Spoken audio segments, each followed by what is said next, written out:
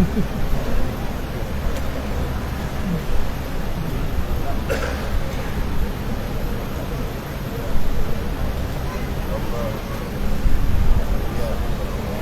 Allah. Assalamualaikum. Allahumma salli ala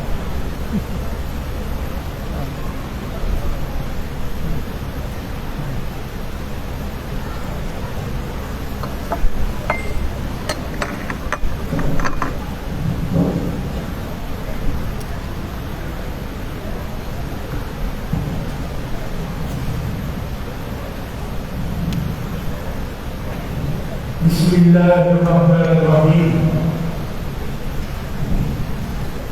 Assalamualaikum warahmatullahi wabarakatuh.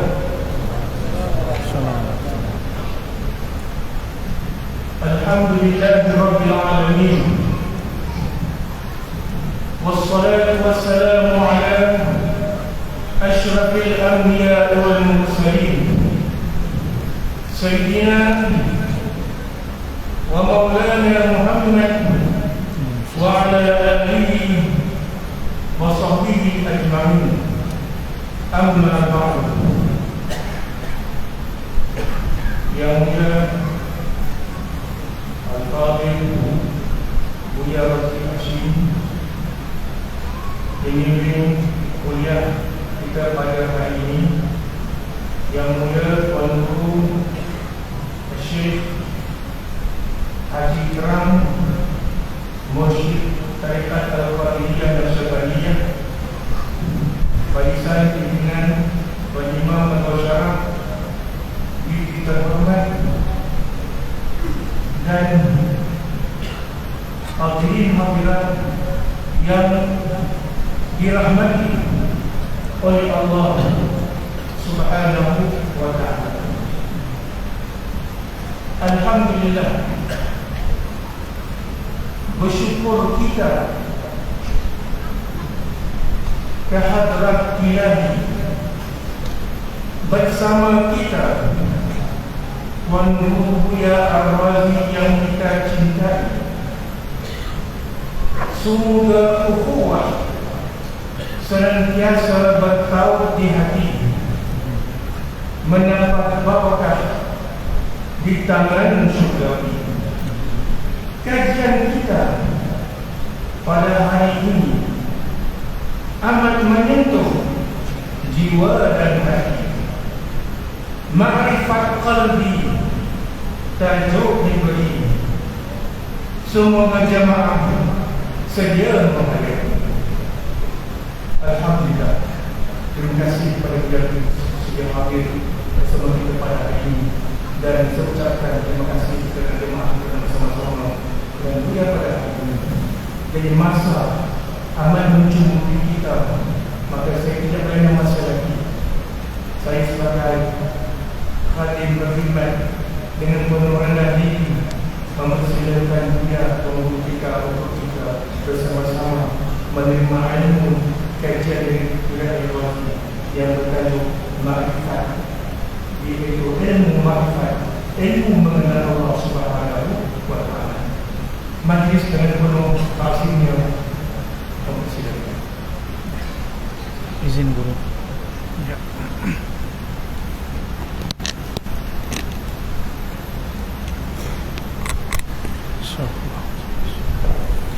Assalamualaikum warahmatullahi wabarakatuh.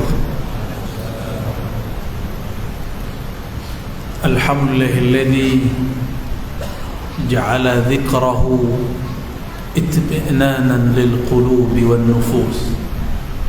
Asyhadu an la ilaha illallah wa asyhadu anna Muhammadan abduhu wa rasuluh. Allahumma salli wa sallim wa barik ala ruhi sayyidina Muhammad sallallahu alaihi wasallam.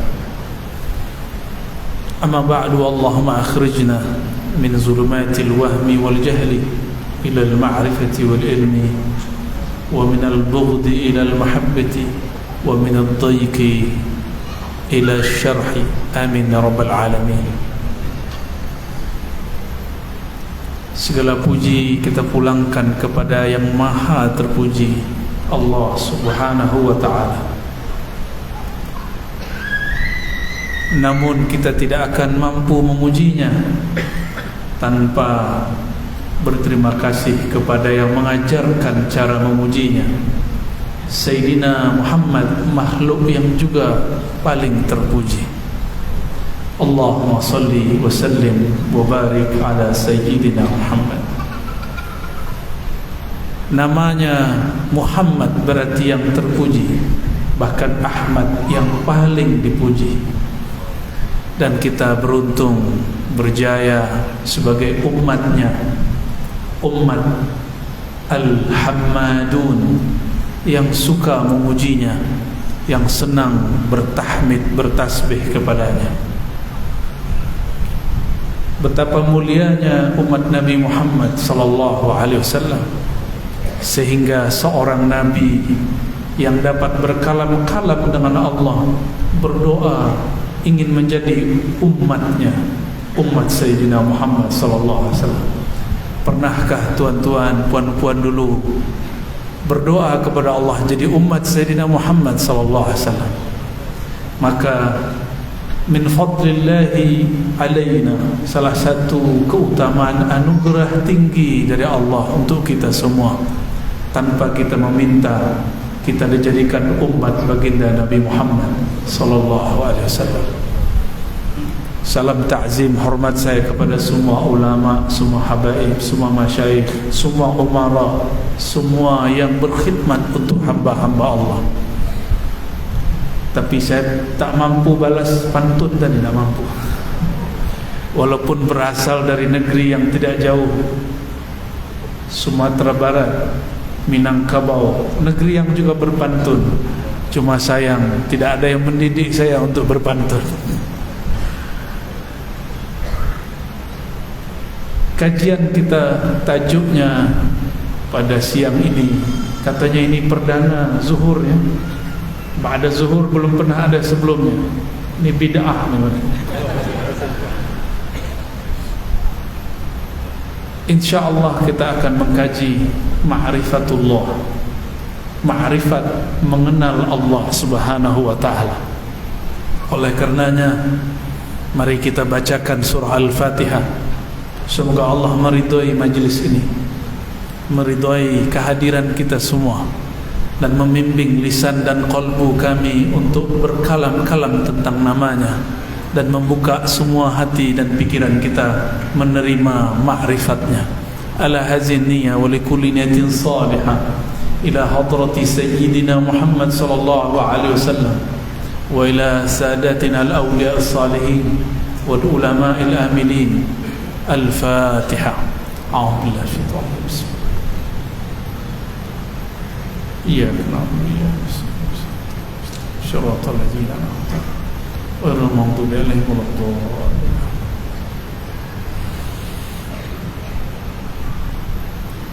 Sedari kecil kita sudah sering mendengarkan kalam awwaluddin ma'rifatullah.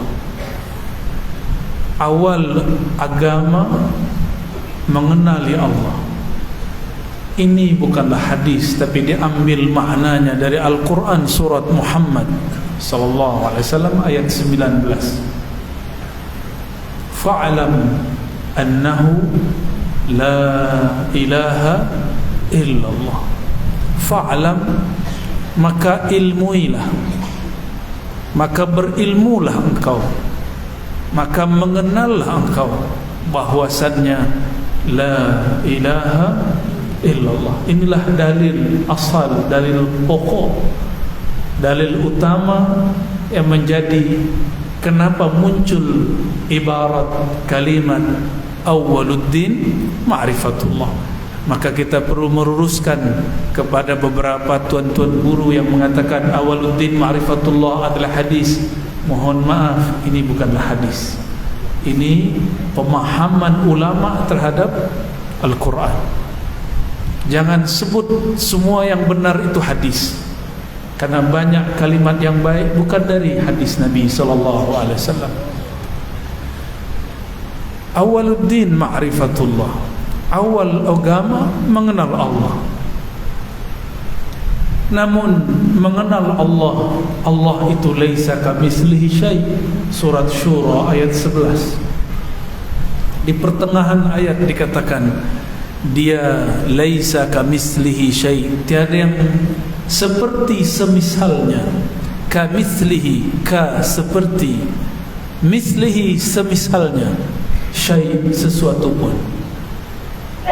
Banyaklah tafsir mengenai ini. Intinya sederhana, Allah tidak dapat dicapai dengan akal fikiran, karena akal fikiran hanya mampu membahas, memikirkan sesuatu yang pernah dilihatnya, sedangkan akal ini tidak pernah melihat Allah Subhanahu wa ta'ala. Siapakah yang pernah melihat Allah?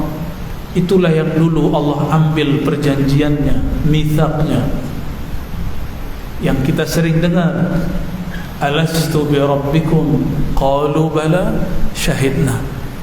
Allah berkalam kepada semua arwah, semua ruh, semua kita ini.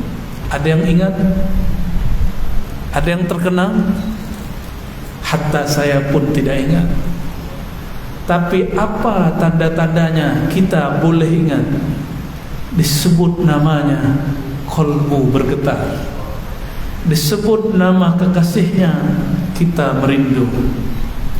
Maka Imam Ibn Katsir dan imam-imam ahli tafsir lainnya mengatakan, yang pertama menjawab bala syahidna, benar ya Allah, kami musyahadah menyaksikan engkau. Itu adalah ruh Sayyidina Muhammad sallallahu alaihi wasallam. Tapi saya boleh istilahkan ruh Ahmad. Ruh Ahmad sallallahu alaihi wasallam diambil dari surat Shaf. Sayyidina Isa menyebut Sayyidina Muhammad karena belum bertubuh, masih ruh dan cahaya, disebut dengan Ahmad. Ismuhu Ahmad. Inilah dalilnya. Setelah kemudian diberikan tubuh, maka namanya Muhammad sallallahu alaihi wasallam. Dia Ahmad, dia Muhammad, dia sama juga. Maka orang yang mentakzimkan Muhammad bin Abdullah, dia telah mentakzimkan, menghormati Ahmad Ruhullah. Ahmad dan Ahad pun berdekatan. Perbezaannya cuma satu harf, satu huruf, mim. Ahad dan Ahmad. Maka sedekat apakah dia Ahmad dengan Ahad? Sedekat mim itulah. Itulah rahasia Allah. Oleh karenanya Allah menegur kita semua bahwa di Quran itu ada lafaz huruf-huruf muqatta'ah. Itulah rahasia-rahasia kedekatan baginda Nabi Muhammad SAW kepadanya.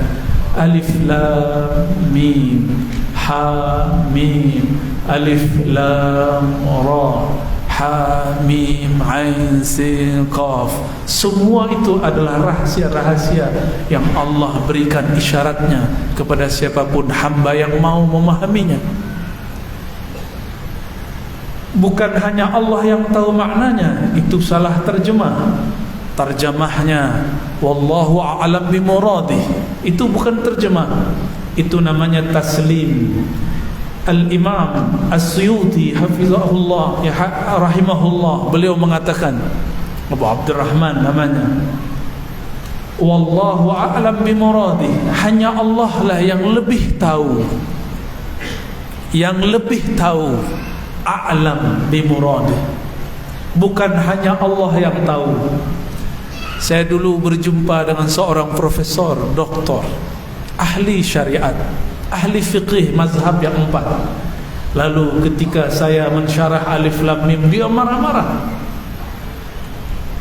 Lalu dia berkalam, hanya Allah yang tahu maknanya, kita tidak tahu.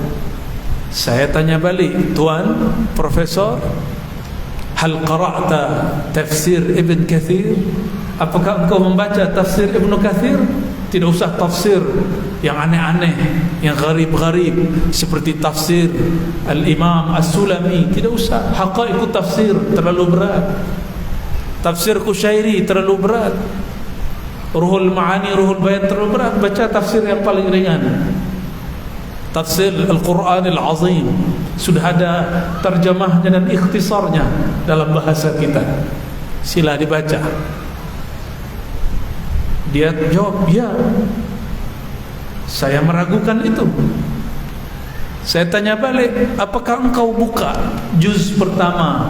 Allah menyebutkan alif lam mim. Lalu Imam Ibn Katsir menyebutkan kalam-kalam ulama salafus salih dari sahabat Nabi dan tabi'in. Abdullah bin Abbas, murid-muridnya Sa'id bin Jubair, murid-muridnya Mujahid dan lain-lain sebagainya memaknai alif lam mim. Diam. Ternyata ilmu itu ada yang waktu dibaca dia ingat.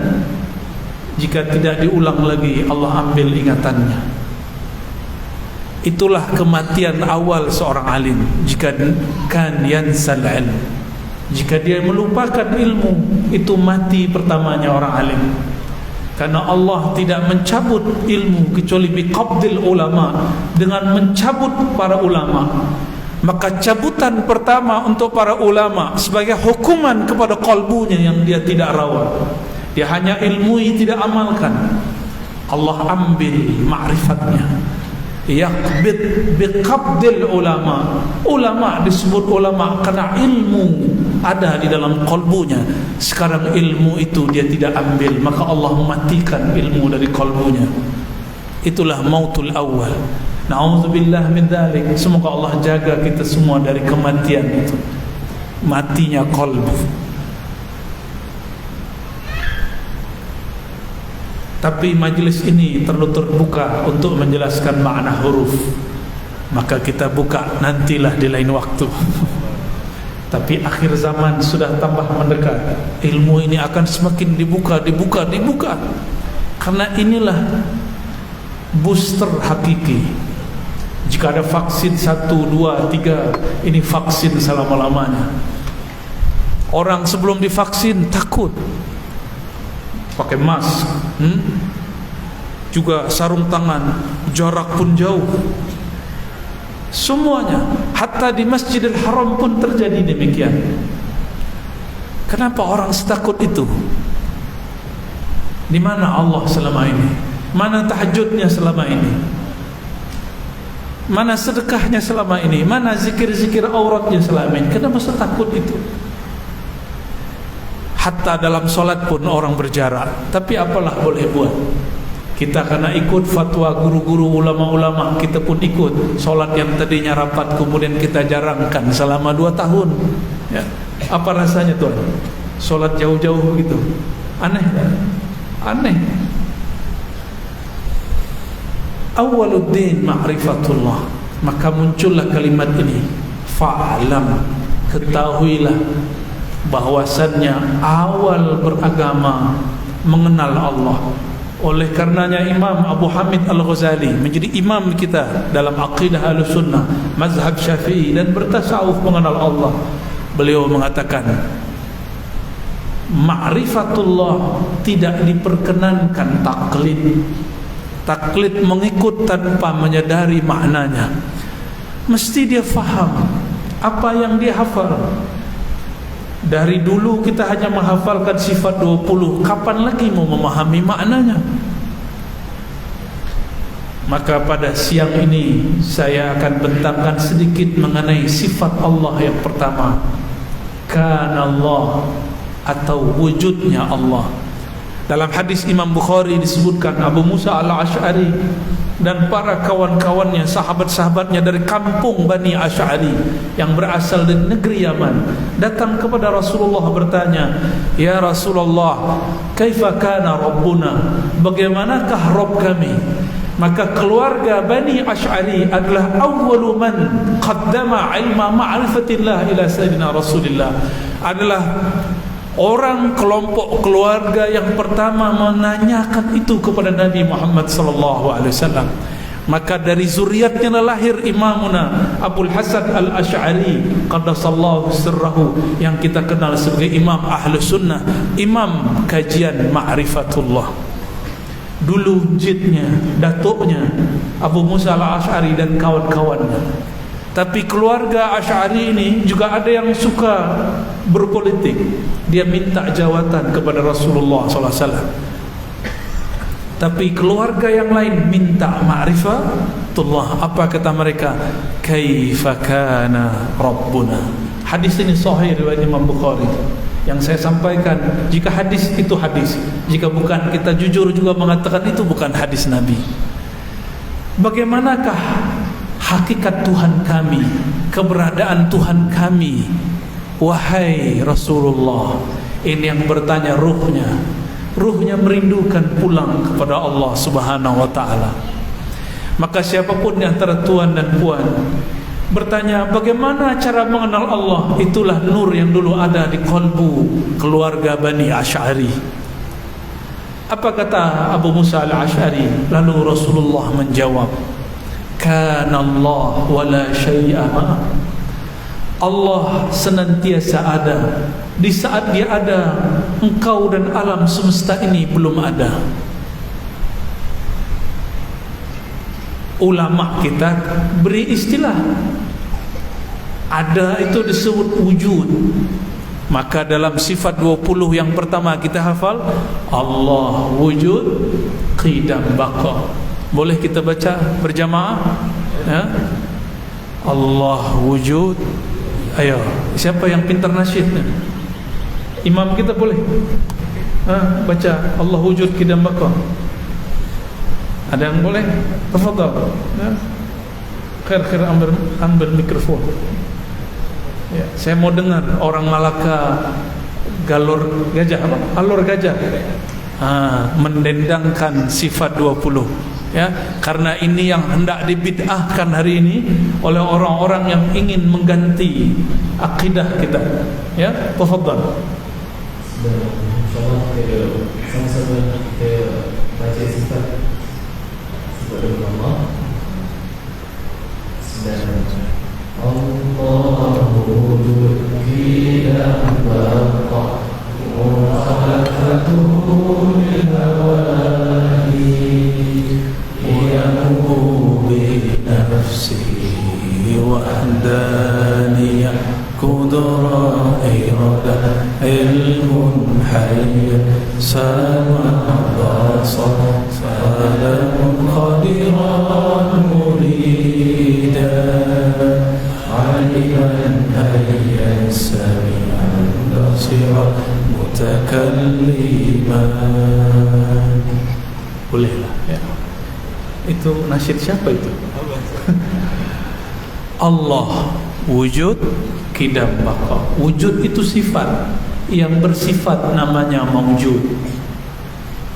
Allah itu maujud, sifatnya apa? Sifat itu bukan seperti sifat bahasa Melayu. Sifat itu kondisi atau karakter atribut yang melekat pada zat. Itu disebut dengan sifat. Kita sebut misalnya imam kita sautuhu ra'i', suaranya indah merdu. Suara indah itu sifat dari suara.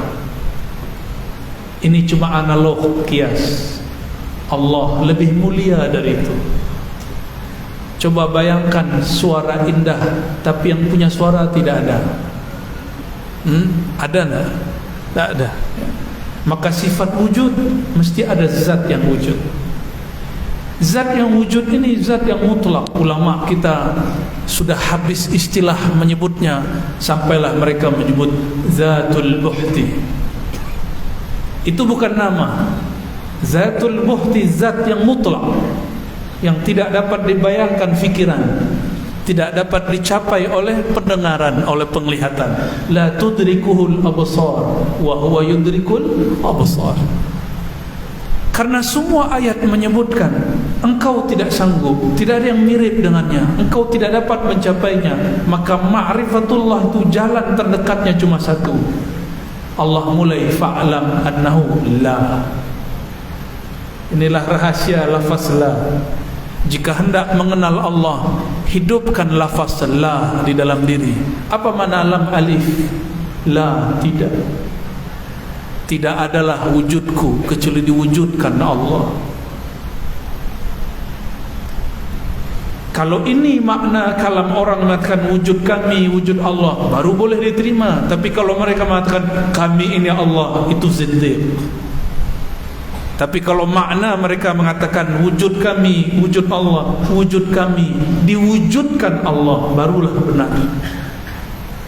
Faham ya kenapa dulu banyak orang Melayu zikir begini, sampai ke Jawa, sampai ke Ambon, sampai ke mana-mana orang zikir begini, wujuduna wujudullah.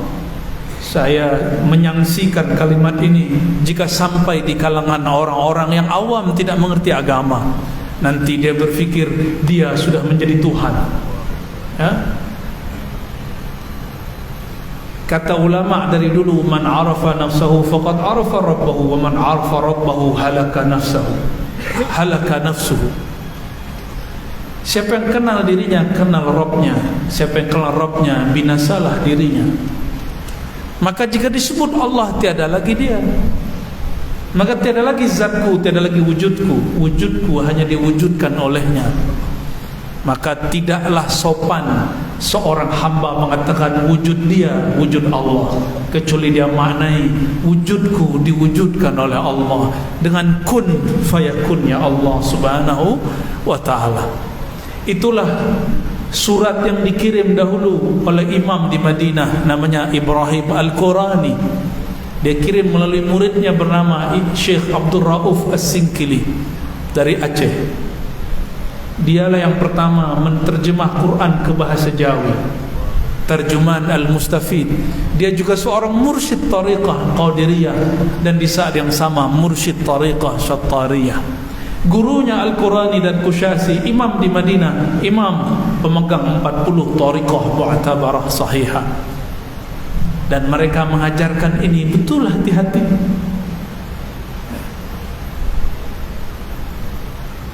Jadi wujud kita tidak usah mulai dari Allah dulu, mulai dari wujud kita. Wujud ini diwujudkan Allah. Bahasa istilah ilmu akidahnya, wujud kita ini disebut wujud mumkinul wujud. Dahulu tidak ada, lalu Allah adakan. Maka dulu kita pernah bertanya ke jamaah di Pulau Jawa, lebih dahulu ayam atau telur? Masih ingat? Ada yang tahu kajian itu? Saya juga tanyalah sama orang Malaka, lebih dahulu telur atau ayam? Mana yang dulu? Yang punya ayam di rumahnya, ada kandang ayam di rumah, lihat ada ayam mengeluarkan telur, orang ini akan bicara, oh ayam dari telur dari ayam. Tapi anak-anak kecil, upin-ipin, lihat ada telur menetas, keluarlah anak ayam. Kata mereka apa? Ayam dari telur. Oh, putar-putar. Namanya daur. Dalam ilmu akidah namanya daur. Ayam dari telur, telur dari ayam, ayam dari telur, telur dari ayam. Ada lagi namanya tasalsul.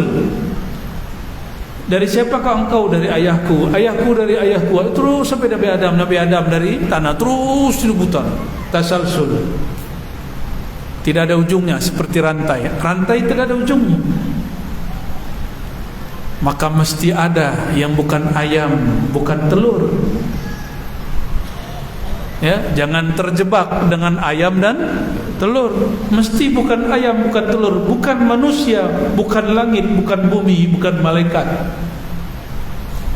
bukan ruh, bukan cahaya. Dialah Allah, laisa kamitslihi syai'. Karena membayangkannya tidak sanggup, dia menyebut dirinya huwa. Dia, kita sebut dia, berarti orangnya tidak terlihat oleh mata, tidak terdengar oleh telinga. Itu yang disebut dia. Maka nama dia Hu itu salah satu al-asmaul husna. Tapi sayang sekali beberapa da'i dia tidak memperhatikan ini dan mengatakan zikir menyebut nama Hu bid'ah. Ya, cukuplah kita kasih satu kitab judulnya Al-Ibda fi Madaril Ibtida. karya ulama Azhar, kawan dari Syekh Muhammad Abduh, Syekh Ali Mahfuz. Seingat saya beliau menyebutkan, zikir hu disebut bentangkanlah ada orang yang mengatakan bid'ah, ada yang tidak bid'ah. Satu-satunya yang mengatakan bid'ah adalah Syekh Ibn Taimiyah, ghafarallahu lahu. Semoga Allah ampuni dia. Niatnya baik, cuma emosinya terlalu tinggi. Dia membid'ahkan sesuatu sebelum betul-betul mutqin membahasnya. Maka dibantah oleh Imam Ibn Atta'illah dan muridnya As-Subki, lalu anaknya Tajuddin As-Subki, dan berlanjut sampai hari ini. Lalu di dalam kitab Ibda disebutkan, saya memilih, saya menguatkan bahwa zikir menyebut nama hu tidaklah bid'ah, karena hu sebagaimana dikatakan Imam Abdul Qahir Al-Baghdadi dalam kitab Usuluddin dan kitab-kitab yang lain, Al-Asma' wa Sifat, hu adalah ismun min asma'ihi, nama dari nama-nama Allah Subhanahu wa ta'ala. Apa dalilnya? 3 ayat terakhir surat Al-Hasyr. Coba lihat. Huwallahul ladzi la ilaha illa hu. Berapa kali Allah sebut hu? 2 kali. Allahnya sekali. Kenapa tidak Allah dulu seperti ayat kursi? Allahu la ilaha illa hu. Allah hendak beritahu, bagi tahu untuk kita semua bahwa huwa bukan nama ganti, huwa nama zahir untuk Allah. Tapi untuk kita huwa isim dhamir kata ganti, dia, beliau. Tapi untuk Allah huwa asma min asma'il husna. Jadi cara untuk mengenal Allah ini jalan ringkas saja kita kasih, supaya tidak berat memikirkan. Karena ini bukan untuk difikirkan, ini hanya untuk dirasakan. Jika berzikir la ilaha illallah, katakan tiadalah wujudku kecuali diwujudkan oleh Allah, tiadalah wujudku kecuali bersumber dari kudrat iradat Allah, tiadalah ruhku kecuali dari hembusan Allah, tiadalah tubuhku, jiwaku kecuali melalui nur Sayyidina Muhammad Rasulullah. Inilah makna la ilaha illallah Muhammadur Rasulullah. Dari dulu kita bertemu para masyayikh, ini yang membedakan kita dengan para masyayikh. Mereka dulu kalau sebut la ilaha illallah, fahamnya sampai ke sini. Sekarang saya bagi free, gratis. Ya, antum cukup sedekah nanti ke siapa, ya, dan lihat ada orang du'afa, sedekah karena faham satu ilmu, tanda syukur kepada Allah Subhanahu wa ta'ala. Dahulu ilmu ini disembunyikan, tapi salah satu ciri ilmu akan Allah hilangkan, ilmu ini mulai disembunyikan.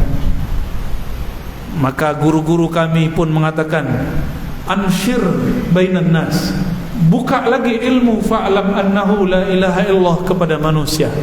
Maka kita pun minta izin kepadanya yang punya nama, yang namanya senantiasa kita sebut-sebut, semoga Allah ridha kepadanya. Fa'lam annahu la ilaha illallah. La ilaha, tiadalah wujudku kecuali diwujudkan oleh Allah Subhanahu wa ta'ala. Ini makna yang lebih aman. Ada makna yang lebih lembut, soft. Ilah bermakna mahbub, yang dicintai, yang dituju. Orang Melayu dulu sebut suka itu tuju. Saya tuju dia, saya suka dia. Di Palembang dulu begitu, ya. Di kepulauan dulu begitu, ya. Tuju. Bahkan di zaman Syekh Abdul Rauf Sengkili juga sama. Maka tujuan itu sesuatu yang dicinta. Maka boleh kita maknai la mahbuba bihaqqin illallah. Tidaklah aku mencintai pada hakikatnya kecuali Allah Subhanahu wa ta'ala. Apa ciri-ciri kita sudah cinta kepada Allah? Aksar tadzikra, engkau banyak menyebut namanya. Maka kalau kita tanya, apakah diriku sudah cinta kepada Allah atau cinta kepada ringgit dan dolar? Cinta mana? Karena mengenang Allah sungguhlah sulit. Saya bagi satu hadis lagi. Dalam hadis Ibnu Majah riwayatnya Hasan, Nabi berkalam, ala ukhbirukum bi khiyarikum. Maukah engkau aku beritahu, aku bagi tahu siapakah yang khiyar, yang terbaik di antara kamu? Di hadis yang lain Nabi mengatakan, ala adullukum, maukah kamu aku tunjukkan dengan amal yang khairikum, khairi a'malikum, sebaik-baik amalmu, yang paling tinggi di sisi Tuhanmu, paling diridhoinya, lebih mulia daripada jihad, lebih mulia daripada sedekah bil wariki wal zahabi. Apa itu? Di hadis yang Tirmizi disebutkan zikrullah, mengenal Allah, mengingat Allah. Tapi mengingat Allah itu ada di kolbu orang yang terbaik ini. Maka Nabi mengatakan, sebaik-baik kamu, semulia-mulia kamu, seutama-utama kamu, man idza ru'u dzukirullah, orang sosok manusia hamba yang jika engkau menatapnya, ru'u, mereka ditatap, mereka dipandang, mereka diingat, mereka didengar. Setiap kali engkau menatapnya, melihatnya, mendengarnya, dzukirullah, mereka membuat kamu ingat kepada Allah Subhanahu wa ta'ala. Siapakah yang paling mulia di antara mereka itu? Itulah Sayyidina Rasulullah. Maka sahabat pandang Nabi, ingat Allah. Tabi'in pandang sahabat, ingat Allah. Tabi'in pandang tabi'in, ingat Allah. Maka kita pun hari ini mesti memandang guru-guru yang bersanad bersilsilah kepada Nabi SAW. Tuba liman ra'ani wa amana bi. Beruntung berjaya orang yang memandangku dan percaya kepadaku. Beruntung yang tidak pandang aku tapi memandang orang yang memandangku.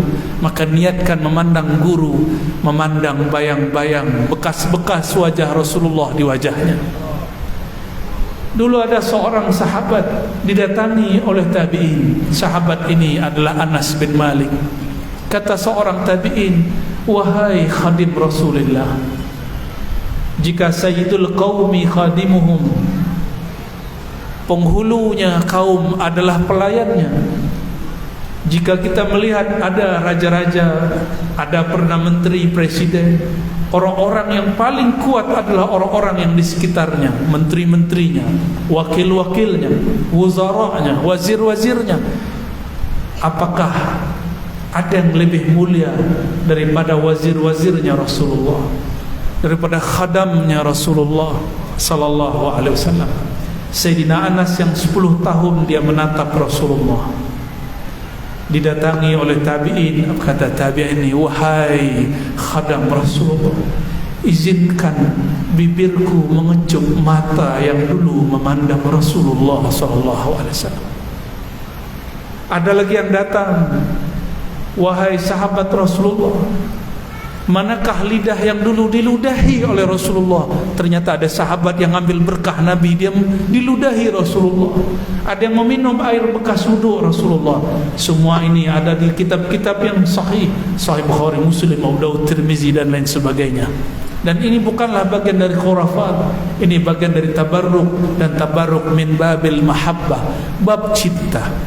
Maka aqrabut turuqi ilallah al-mahabbah, sedekat-dekat jalan kepada Allah adalah cinta. Karena cinta melahirkan zikir yang banyak. Tapi bagaimana mau cinta jika tidak kenal kepada yang dicinta? Tapi bagaimana menyebut kenal? Engkau mengatakan engkau kenal di saat engkau meyakini, menyadari Allah tidak dapat dikenali. Itulah kalam As-Siddiq Sayyidina Abu Bakar radhiyallahu ta'ala anhu. Apa kata beliau? Ma'rifatullah itu ketika engkau mengaku tidak kenal kepada Allah, kecuali Allah lah yang kenal dirinya. maka yang ada di dalam kolbu ini hanya sebagian dari nur yang Allah titipkan kepada kita. Araftu Rabbi bi Rabbi, kata Sayyidina Ali, aku hanya kenal Allah karena Allah yang mengajarkan ilmu ini kepadaku. Maka mintalah kepadanya melalui guru-guru mulia. Ambil zikirnya, ambil talqinnya. Tidak cukup talqin, tidak cukup zikir, mesti bermakrifat, ngaji dan ta'lim. Maka tariqati ana at-ta'allum wa ta'lim. Tariqah saya bukan talqin yang pertama. Tariqah saya yang pertama belajar mengaji. Mengaji apa? Mengkaji nama-nama Allah. Inna lillahi tis'atan wa tis'ina isman. Allah memiliki 99 nama. Maka orang yang disebut arif billah, orang yang banyak nama Allah di kolbunya. Saya berdoa semoga kita semua orang-orang yang Allah limpahkan nama-namanya. Amin ya rabbal alamin. Barangkali itu yang boleh saya sampaikan, ya. Baru muqaddimah ma'rifatullah. Soal tafadhal, ya.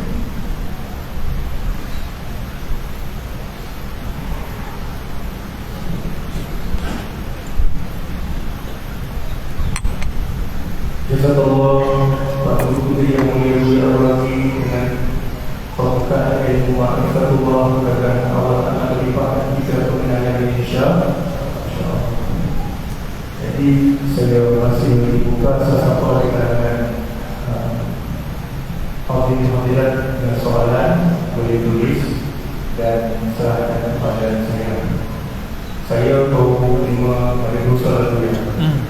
Walaupun seperti berbeza daripada perbincangan kita, tapi insyaAllah boleh. Soalan yang pertama, pada maqam fana billah, di manakah ini berada? Adakah dia bersatu dengan Tuhannya? Okey. Jangankan bersatu dengan Tuhan, bersatu dengan kasih di dunia pun tidak mungkin. Itu hanya istilah para pencinta.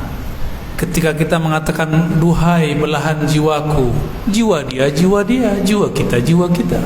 Tapi sebagai tanda cinta kita kalamkan duhai belahan jiwaku, wahai ruhku. Ya, jangankan kepada Khalik, kepada makhluk yang kita cinta tidak ada persatuan. Yang ada hanya hati yang dijinakkan oleh Allah Subhanahu wa taala.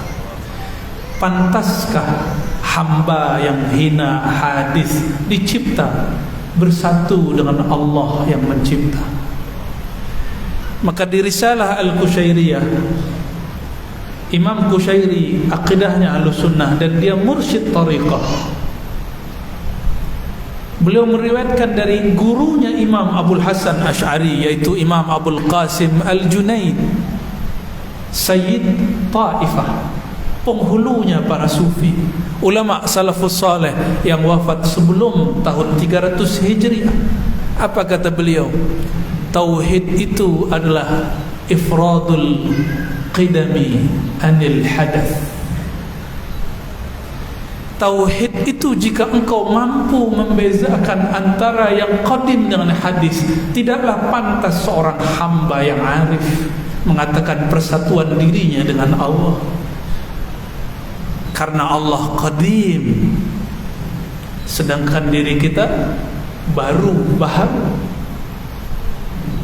Kita ini dari materi, unsur yang 4. Kalaupun ada Allah tiupkan ruh, itu pun hembusannya bukanlah dia. Nafasnya Allah bukanlah Allah. Sebagaimana kata ulama-ulama ahli akidah, jangankan nafas, sifatnya la huwa hiya wa la hiya ghairuh. Zat bukanlah sifat, tapi sifat tiada tanpa ada zat. Selamat kepalanya pening. Jadi adab kita sebagai hamba. Ini makrifat tertinggi, bukan mengatakan aku bersatu dengan Allah, tapi makrifat tertinggi. Itulah yang dicapai Sayyidina Muhammad SAW ketika dimi'rajkan ke atas arsy. Subhanalladzi asra bi'abdihi laila. Allah sebut dia sebagai hamba. Maka wahdatul wujud, hulul ittihad ini hanya hal ekstase sufi, ekstase rohani. Dia tidak hakiki. Dia cuma rasa. Dia cuma rasa yang meluap-luap dalam diri para sufi, karena dia cinta kepada Allah melebihi cintanya kepada kekasih duniawinya. Disebut Allah belahan jiwanya. Nabi Muhammad Habibi. Tapi ini bukanlah hakiki. Ini hanya bab zauqi. Maka tidaklah ini mahal lil iftar. Orang-orang yang berfatwa tidaklah layak memfatwakan ini, karena fatwa urusan halal haram, benar salah urusan akidah. Ini bab engkau kenal atau tidak engkau kenal, engkau rasa atau engkau tidak merasa. Jadi ini bab zauq, rasa. Dan ini subjektif, masing-masing wali, masing-masing orang lain rasanya. Maka sebut diri kita hamba, ya. Jadi makom tertinggi kata orang wahdatul wujud, ketika hamba merasa tiada lagi wujud kecuali wujud Allah. Tidak, itu bukan makom tertinggi. Sidi Syekh Ahmad Sirhindi, zuriat Sayyidina Umar, mengatakan di atas wahdatul wujud ada lagi namanya wahdatul syuhud. Inilah yang disebut Nabi dalam hadis Muslim, hadis pertama Kitabul Iman, al-ihsan an ta'budallah ka'annaka tara. Ihsan, engkau menjadi hambanya. An ta'buda, engkau menjadi hambanya. Di saat engkau menjadi hambanya, ini makna lain, makna isyari. An ta'budallah, engkau jadikan dirimu hamba. Ta'budallah ka'annaka tara, barulah engkau seakan melihatnya. Maka orang-orang yang tidak menjadikan dirinya hamba, selama-lamanya dia tidak akan syuhud memandang Allah Subhanahu wa taala. Allahumma shalli wa sallim wa barik alaihi. Soalan yang seterusnya, Islam itu bersaudara, mana lebih utama, bersahabat dengan jin Islam berbanding dengan manusia bukan Islam? Baik, mau yang horor ni ya, tahu horor? Jangankan berkawan dengan jin, berkawan lain bangsa pun kita kesulitan. Ya, saya hari kedua baru faham orang Malaka cakap. Ya, karena belum biasa. Kita nanya, bisa masuk? Dah boleh masuk? Kita nanya bisa, dia bilang boleh. Bisa boleh, bisa boleh. Lafaznya sudah berlainan. Lain kampung, sudah lain bahasa, lain tradisi, apalagi lain alam. Jin dan kita lain alam. Maka mohon maaf Bang Jin, kita tidak usah berkawan dalam-dalam. Jika engkau hendak ingin berkawan, berkawanlah sesuai yang engkau janji dengan Rasulullah dahulu dan Nabi Sulaiman. Siapa yang tidak punya ilmu Nabi Sulaiman, saya harap jangan berkawan dengan jin. Ya, biarlahkanlah jin jika dia mukmin. Wa khadim lana minal jinni ma'al iman. Ya Allah, jika hendak engkau membuat kami berkawan dengan jin, khadamkan dia dengan kami dengan syarat ada iman. Ini yang paling menarik. Dalam kitab Al-Furqan, Ibnu Taimiyah, imam Salafi, imam yang disebut kelompok Wahabi Syekhul Islam, dia mengatakan isti'anah bil jin jaizah. Memohon bantuan jin boleh. Inilah anehnya Ibnu Taimiyah. Istighasah dengan aulia, tawassul dengan ulama tidak boleh, tapi isti'anah dengan jin boleh. Gharib min aghrabil gharaib wa ajbil ujjab qawluhu anna al-isti'anah bil jin jaizah. Ya, itu paling aneh. Tapi itulah Syekh Ibnu Taimiyah, ya, ghafarallahu lahu. Tapi bagi ulama yang mengenal tariqah al-buniyah, Itu hal biasa. Karena Thariqah Al-Buniyah adalah pewaris ilmu Sayyidina Sulaiman, tapi Thariqah itu hari ini dirahasiakan Allah. Kalaupun ada orang buka kitabnya, itu hanya baca kitab. Sir tidak bisa dibagi, tidak boleh dibagi. Jadi saya advice, tidak usahlah berkawan dengan jin, cukup berdoa, wa khadim lana minal jinni ma'al iman. Cukup itu sudah doa yang diajarkan ulama dahulu, ditulis dalam kitab-kitab ulama Banjar, kitab perukunan. Silakan diamalkan, saya ijazahkan. Wa khadim lana minal jinni ma'al iman. Jangan katakan ya Allah kawankan kami, apalagi kawinkan kami dengan jin. Jangan ya. Karena lain alam, sudah lain adab, sudah lain tradisi. Tapi kalau antum punya sir Nabi Sulaiman, saya berlepas diri. Ya, wallahu a'lam bishawab.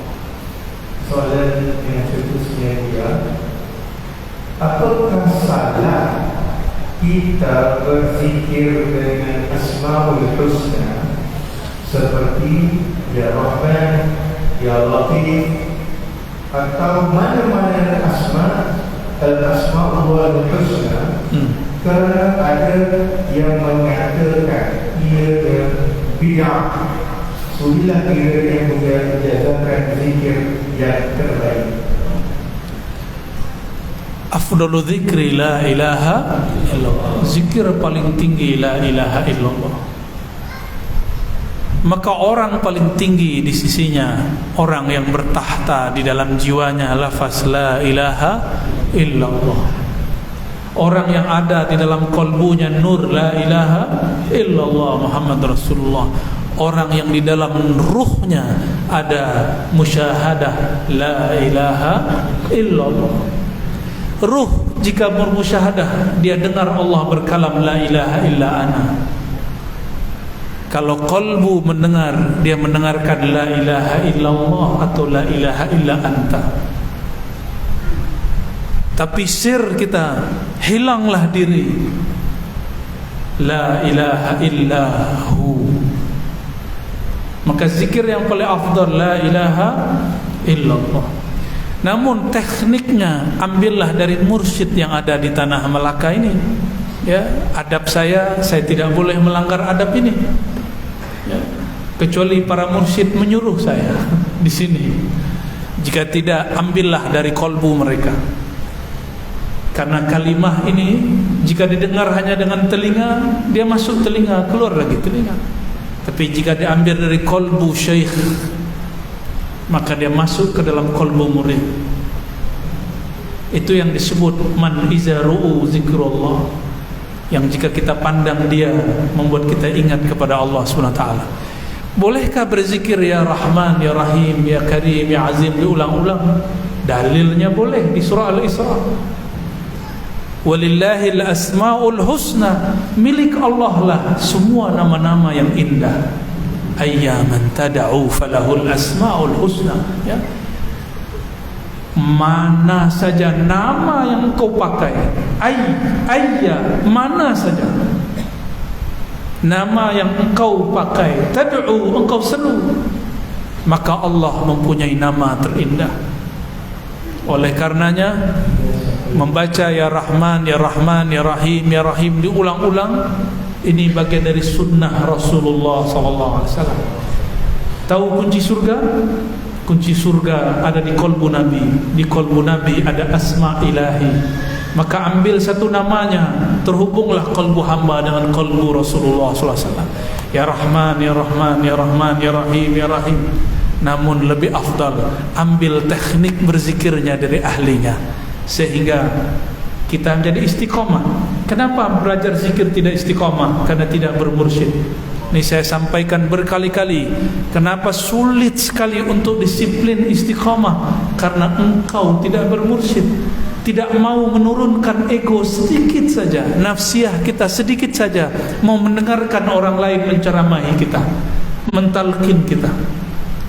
Semakin seorang merendah dan katakan, datang ke guru mursyid, wahai tuan syekh, izinkan aku mengambil thariqahmu, izinkan aku menjadi muridmu. Di saat itu si murid sudah menghabiskan nafsiyahnya.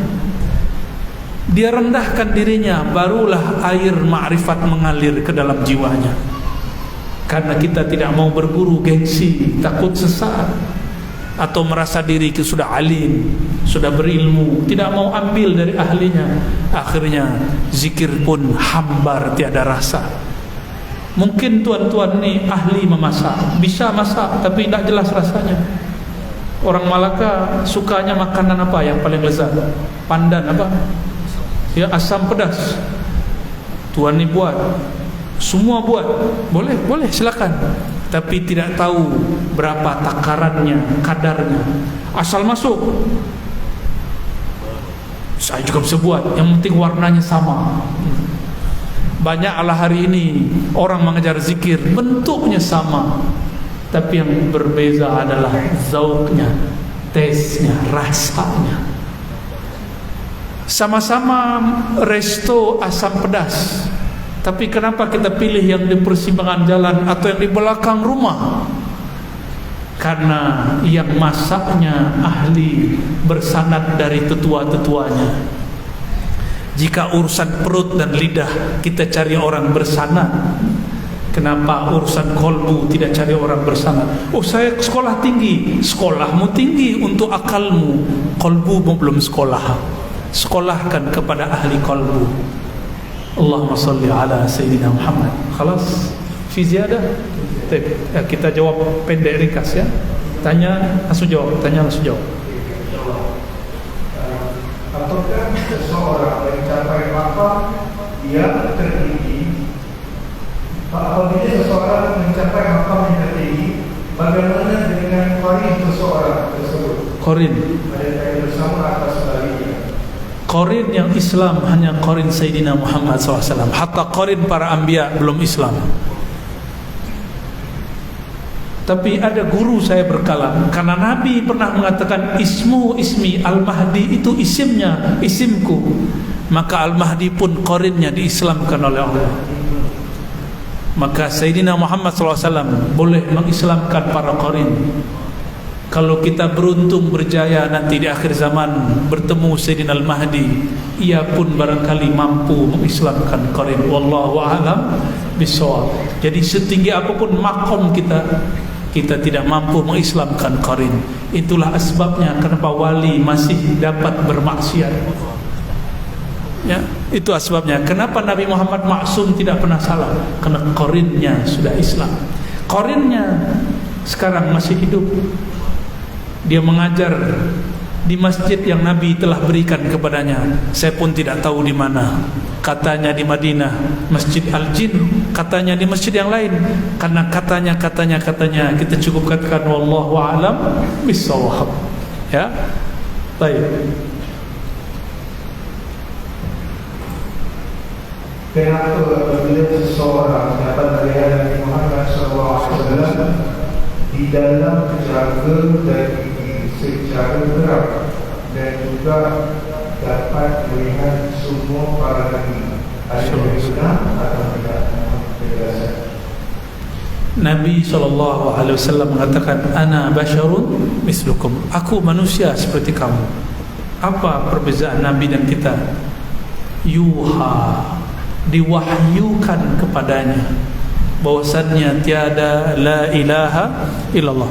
Wahyu turun ke dalam ruh, disimpan dalam sir, diterjemahkan oleh fuad, lalu dibahasakan oleh kolbu.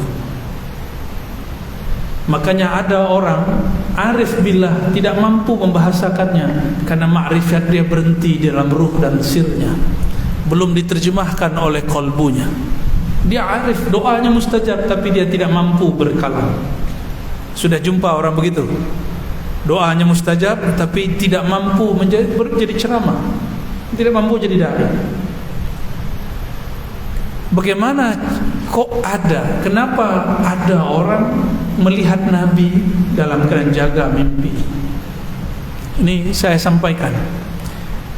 Merindukan Nabi dalam keadaan jaga lebih utama daripada bertemu Rasulullah dalam mimpi.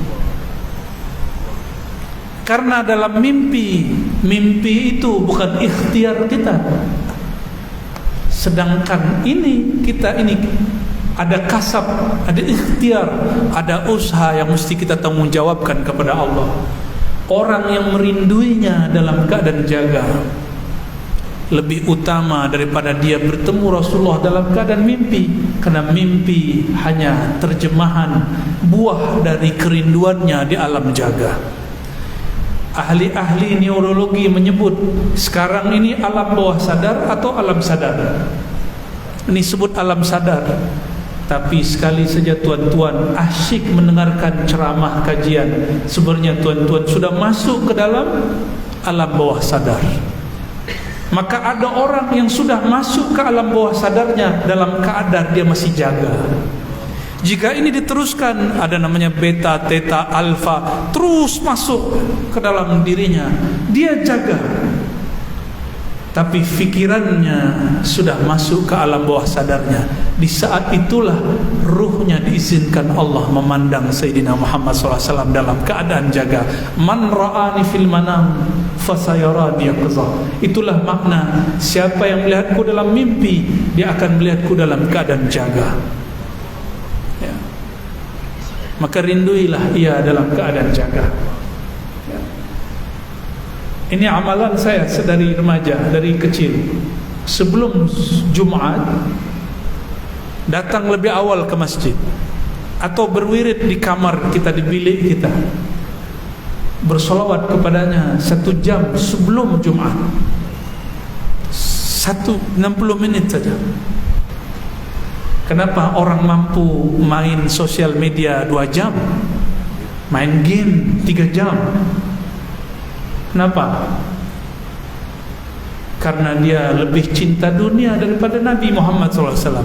Orang seperti ini minta bertemu Nabi, mustahil.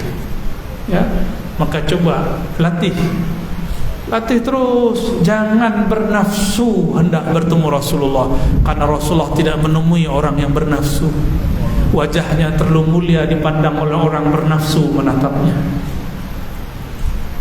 Maka dahulu adalah seorang hamba, dia merindukan Rasulullah SAW, bertahun-tahun bersolawat 1000, 2000, tapi Allah tidak kunjung kasih hadiah mimpi. Sebelum Jumat, si hamba ini bersolawat, dia tebarlah sajadah, dia hendak solat hajat, ingin bertemu Rasulullah, tapi dia tidak sanggup, badannya lemah, dia lelah. Maka dia ambil ujung sajadah, tangannya seperti dia tertidur. Solawat belum dibaca, solat pun belum diangkat, tapi dalam tidurnya Rasulullah mengundangnya bertemu, menjemputnya bersua, dan mengucapkan salam dan berkalam-kalam dengannya. Ketika dia bangun, orang sudah mau azan pertama. Disitulah dia menangis. Ya Sayyidi ya Rasulullah, di saat aku tidak berselawat kepadamu, engkau datang menjunjungiku. Artinya engkau datang kepadaku bukan karena aku berselawat kepadamu, tapi karena Allah telah memantaskan aku memandang wajah mulia. Arina wajhaka ya Sayyidi ya Rasulullah. Allahumma salli wa sallim wa barik. Dua lagi. Bagaimana cara meningkatkan kecerdasan dari ingatan dan meningkatkan kebiasaan yang terbaik? Salah satu yang diijazahkan masyayikh kita adalah solawat antara maghrib dan isya. Dahulu saya sudah bagi baca air hujan ya. Nah, silakan amalkan itu. Ada lagi amal yang lebih mudah. Solawat di saat orang sibuk cari makan, ba'da maghrib sampai isya, solawat aja. Ada yang bersolawat dengan solawat Allahumma salli ala Sayyidina Muhammad kama la nihayata li kamalika wa addi kamali. Ada yang solawat menyapa Rasulullah, apapun solawatnya. Orang cerdas itu bukan karena dia makan yang bergizi sahaja, tapi orang cerdas itu ketika kalbunya tenang. Saya dahulu paling benci sekolah, lalu ambil satu thariqah dan saya masuk khalwat 40 hari. Mungkin hari ini berat khalwat 40 hari, usahlah. Zikir saja 40 hari 40 malam. Setiap subuh bangun jamaah, ba'da subuh zikir sampai terbit matahari. Kalau kalbu sudah tenang, maka fikiran pun menjadi siap menerima ilmu apa saja. Setelah 40 hari itu, ilmu matematik pun jadi mudah, ilmu sains, kimia, fisika pun menjadi tidak susah. Bahkan kata orang ilmu yang paling dibenci, ilmu apa? Yang paling berat ilmu apa? Kata orang yang paling berat ilmu falsafah, ilmu mantik, ilmu kalam, tidak ada yang berat. Ilmu tasawuf tidak ada yang berat. Yang berat itu ketika engkau menutup pikiran. Dan orang tertutup pikirannya jika jiwanya gelisah. Ala bi dzikrillah tatmainnul qulub. Tenangkan kolbu dengan zikrullah, maka kolbu akan membantu pikiran jadi cerdas.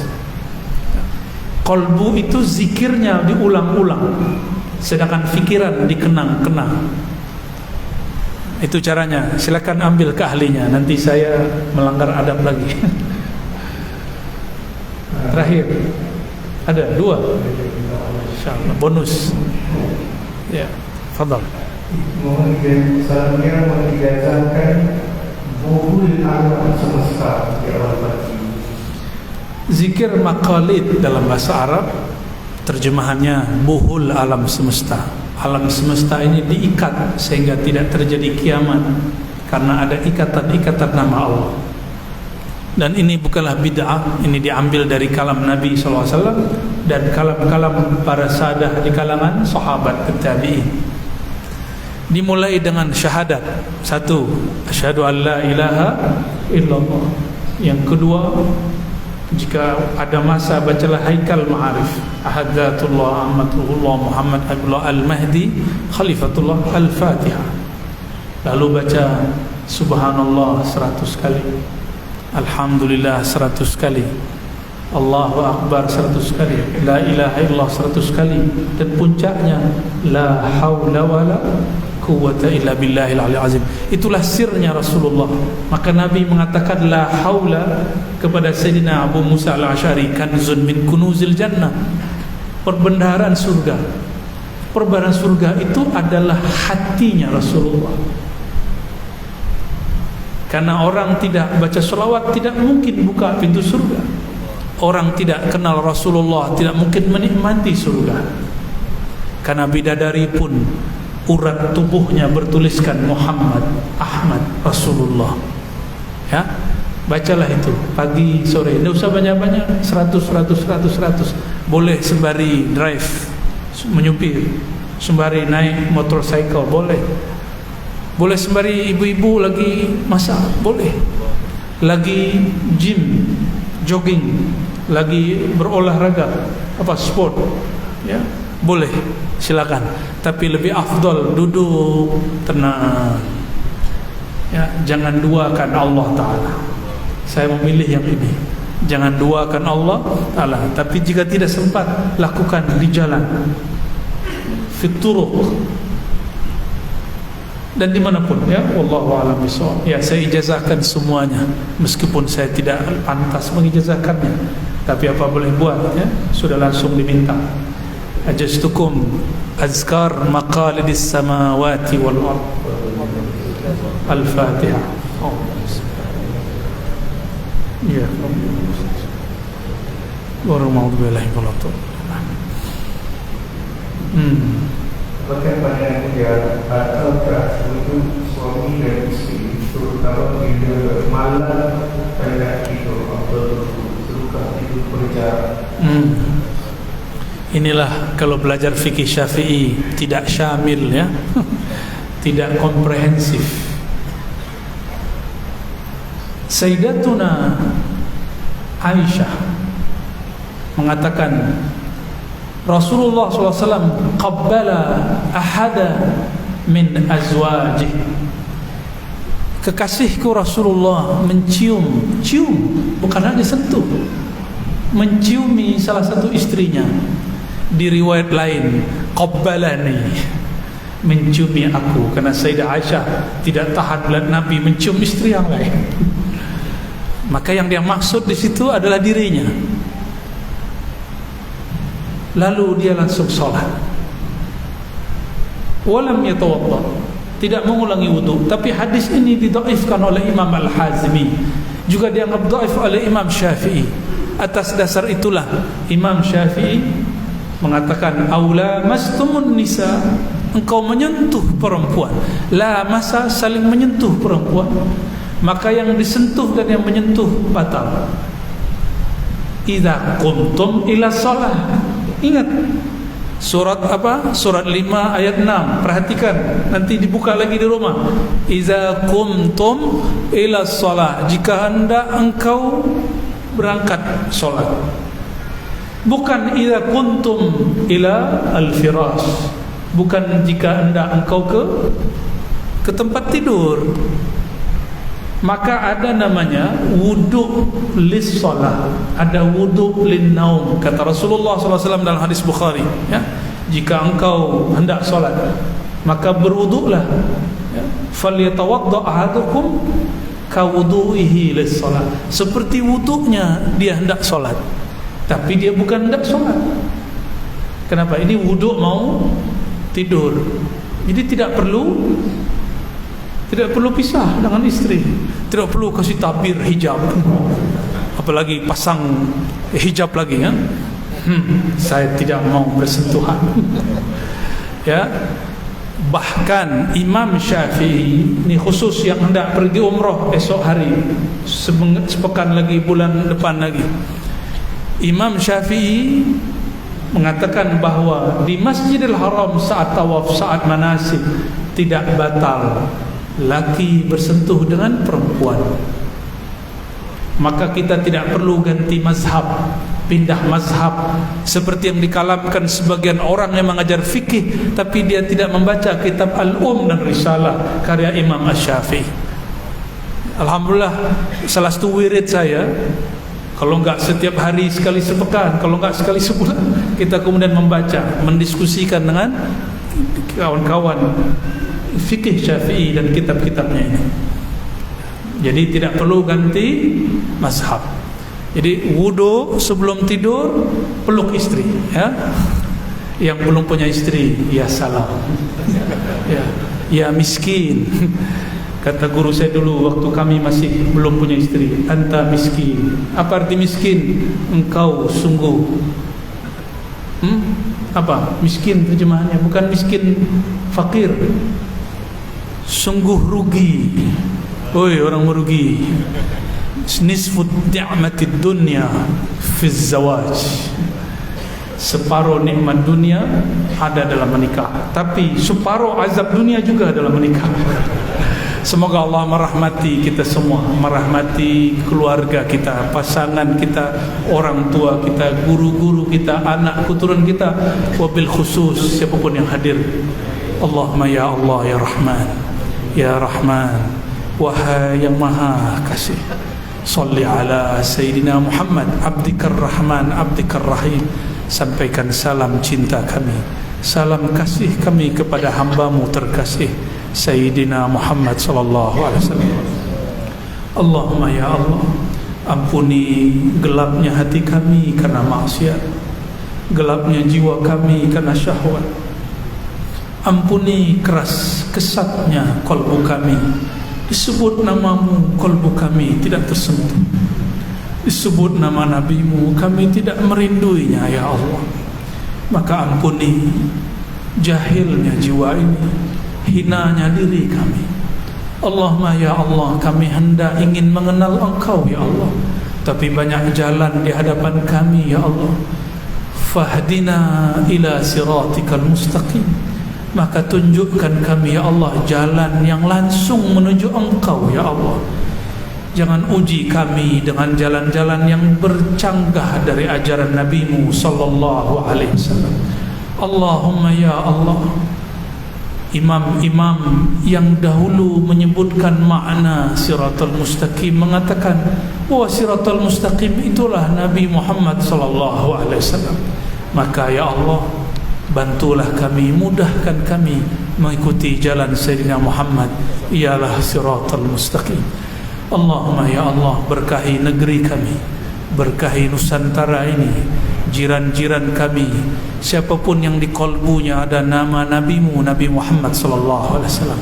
rahmati para pemimpinnya, sayangi para ulama'nya, dan berkahi semua rakyatnya.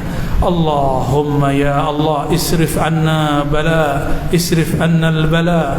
Ya Allah, jauhkan dari negeri kami mara bahaya, bara semua bencana. Biizzatika ya Aziz ya Ghaffar, ya Ghaffar, ya Rahman, ya Rahim. Allahumma ya Salam, ya Allah yang maha menyelamatkan, membebaskan diri kami dari semua keburukan.